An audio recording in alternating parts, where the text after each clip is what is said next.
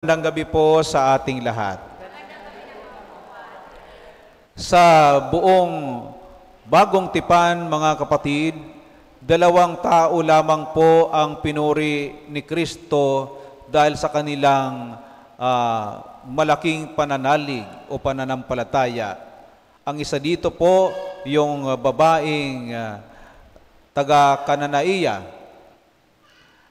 na may sakit ang kanyang anak at ipinamanhik niya kay Jesus na pagalingin.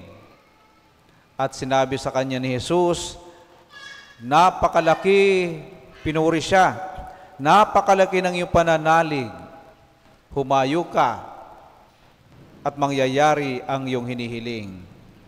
Ito yung pangalawa, isang centurion.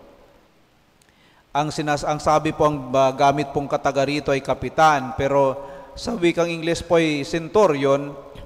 Ibig po sabihin ng centurion ay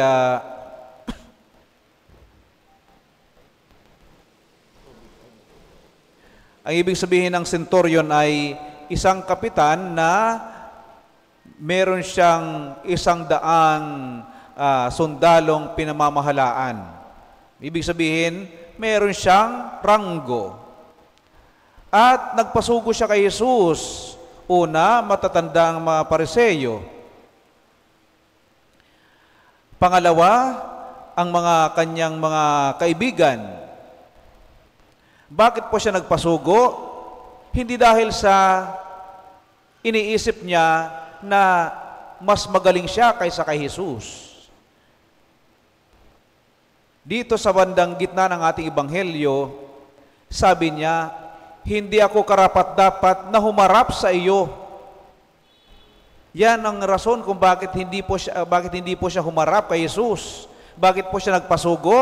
Kasi hindi siya karapat-dapat, sa tingin niya sa kanyang sarili, hindi siya karapat-dapat humarap sa Panginoon. At ang pangalawa, bakit niya hindi pinatuloy sa bahay si Jesus? Sapagkat sabi niya, hindi rin siya karapat-dapat magpatuloy kay Jesus sa kanyang tahanan. Nakikita po natin ang kababaang loob nitong tao na ito. Ngunit hindi lamang po kababaang loob, meron siya.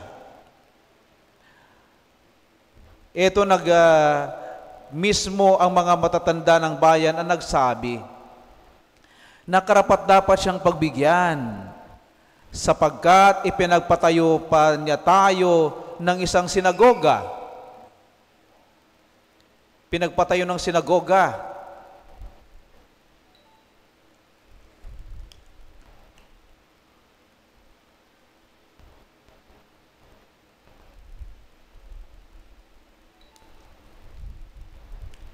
Ibig sabihin na maliban sa kanyang kababaang loob, Salamat po.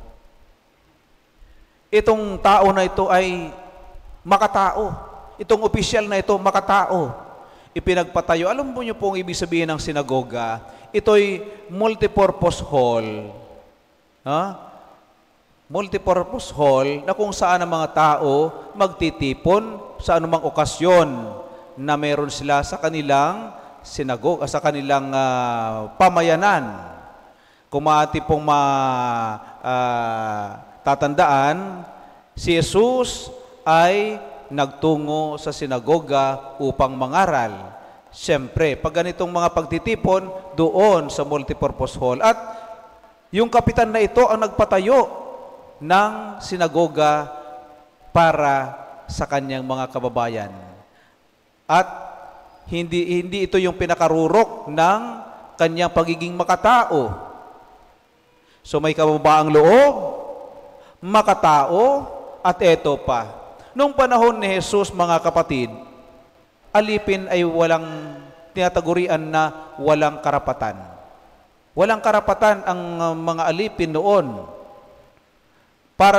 Tinuturing sila na parang bagay, pwedeng ibenta at pwedeng bilhin. Kapag wala ng gamit, pwedeng ipamigay o pwedeng ibenta kung hindi na niya kinakailangan ang serbisyo. Ganun po ang mga alipin noon.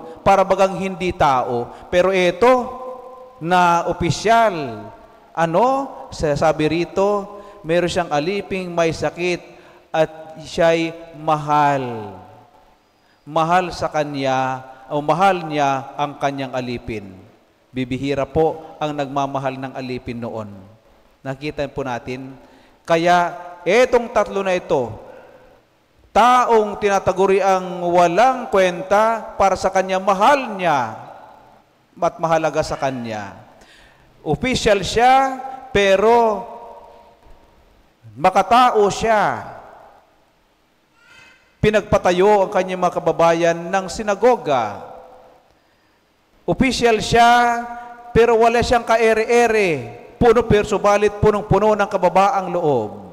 Nagpasugo kay Jesus sapagkat hindi siya karapat-dapat humarap.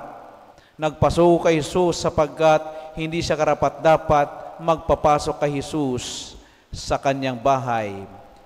Paano pagagalingin ni Jesus ang kanyang alipin? Para sa kanya, sapat na ang salita ni Kristo. Sabihin niyo lamang po, at gagaling ang aking alipin.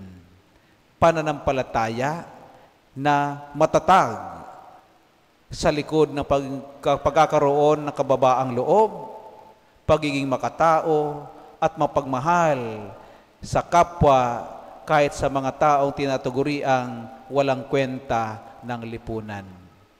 Kaya, anong sabi ni Jesus? Kahit sa Israel, hindi ako nakakita ng ganito kalaking pananampalataya.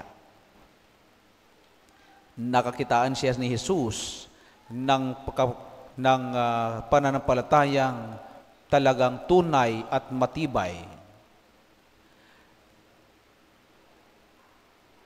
Itong tao na ito, kahit hindi man siya Kristiyano, hindi siya Kristiyano, subalit ang kanyang salita ay nakita ng simbahan na mahalaga. Mahalaga ang kanyang salita na ito'y ginawang bahagi ng ating liturhiya ng banal na misa.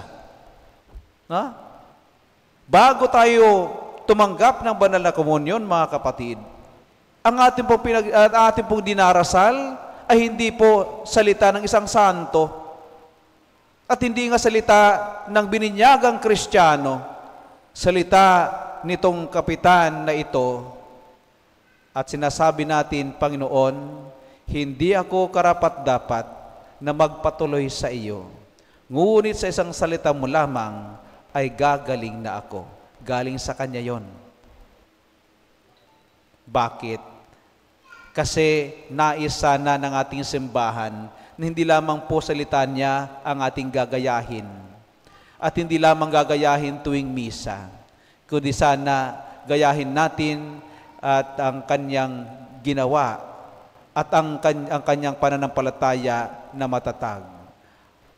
Ano yon? Na sana po dumating ang panahon na hindi man natin marinig ang pagpuri sa atin ng Panginoon.